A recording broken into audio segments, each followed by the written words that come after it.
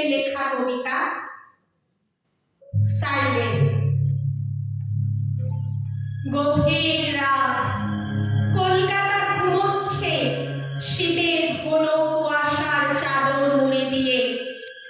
বাবুঘাটে দাঁড়িয়ে থাকা বিদেশি জাহাজের ভেতরে আলো জ্বলছে, মাস্তুলে মাস্তুলে লাল আলো জ্বলছে। পার্ক স্ট্রিটের রাত জাগা বড় বড় নিয়ন সাইনে বিজ্ঞাপন ঝিলিক মারছে নিঃশব্দ। মাঝে মধ্যে হু হু করে ছুটে যাচ্ছে মাল বোঝাই ট্রাক। ঘন কুয়াশা,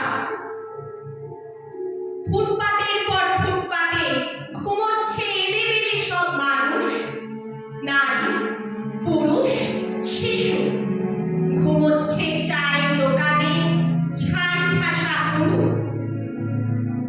ময়দানের অন্ধকার থেকে উঁচু বেদির উপর থেকে শটান নেমে এলেন লাঠি হাতে ধুতি পরা এক বৃদ্ধ, চোখে চশমা, বয়সের ভারে একটু কুঁচো হয়ে গেছে।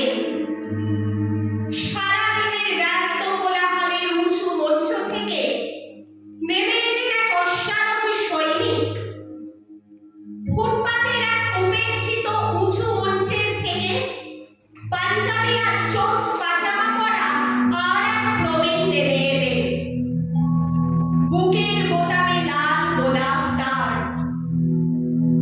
তিনজনে এসে দাঁড়ালেন ময়দানের এক অন্ধকার আঁকা কোণে। জাহাজের সাইরেন শোনা যাচ্ছে। লাঠি হাতে বৃদ্ধ বললে, কি হলো সুভাষ, জওহরলাল? এই দেশ চেয়েছিলে?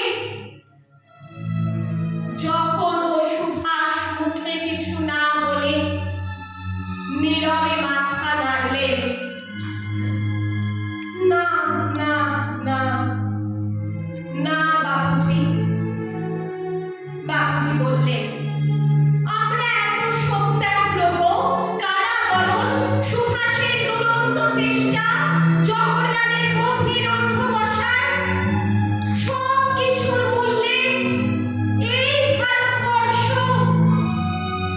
না না না। রাত কাটছে, ঠান্ডা হাওয়ায় ঘুমন্ত শহর। তিনজন প্রবীণ মানুষ অন্ধকারে দাঁড়িয়ে কাঁদছেন। তিনজনের চোখের জলে অন্ধকার গাঢ় হয়ে আসছে। অনেকক্ষণ কেটে যাবার পর সুভাষ বললেন, চলুন, সকাল হবার সময় হলো। দেশ জেগে উঠবে এবার। জওহরলাল